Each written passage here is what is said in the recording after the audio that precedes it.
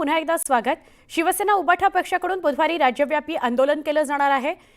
जनसुरक्षा कायदा रद्द करण्याची मागणी करताय ठाकरेंची शिवसेना आंदोलन करणार आहे। मुंबईमध्ये देखील शिवाजी पार्कमध्ये छत्रपती शिवाजी महाराजांच्या पुतळ्याजवळ ठाकरेंच्या शिवसेनेकडून आंदोलन केलं जाणार आहे। ठाकरेंच्या सेनेचे महत्त्वाचे पदाधिकारी आणि नेते आंदोलनाला उपस्थित राहतील।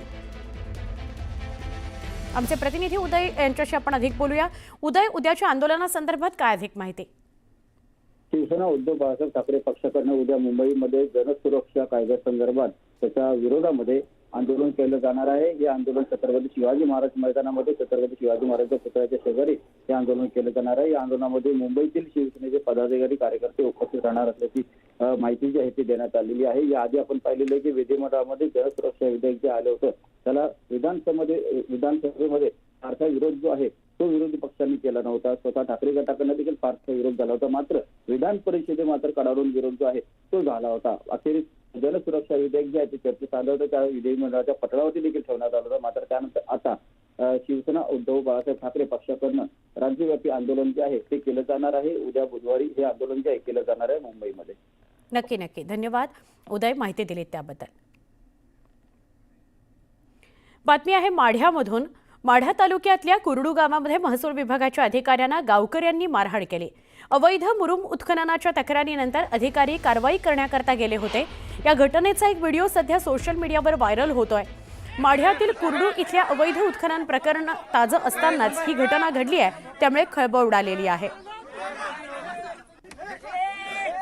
गावकऱ्यांनी अधिकाऱ्यांना मारहाण केलेली आहे। महसूल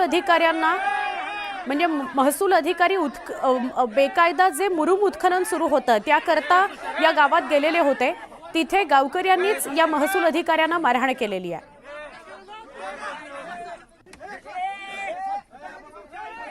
आता आपण टॉप 18 बातम्यांकडे वळूया। टॉप 18 प्रायोजक घरकुल मसाले, स्वाद आणि मायेचा खमंग मेळ।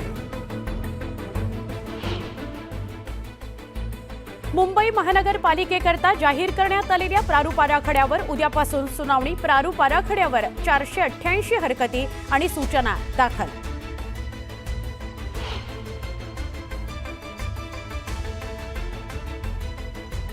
नागपुरामध्ये जड वाहनांमुळे होणारी वाहतूक कोंडी आणि अपघात टाळण्याकरता शहरातील 7 ठिकाणी जड वाहनांना बंदी।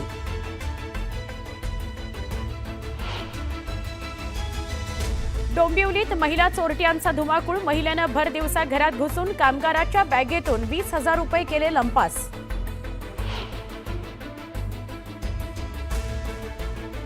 चीनच्या ग्वांगडोंग या प्रांताला टापा चक्रीवादळाचा तडाखा। 1.5 लाखांहून अधिक लोकांचं स्थलांतर।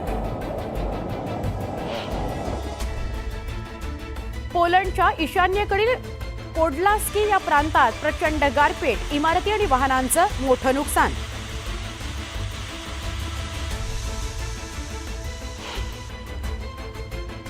स्पेनच्या जातिवा परिसराला वादळाचा तडाखा। प्लाझा मेयर शॉपिंग सेंटरचं मोठं नुकसान।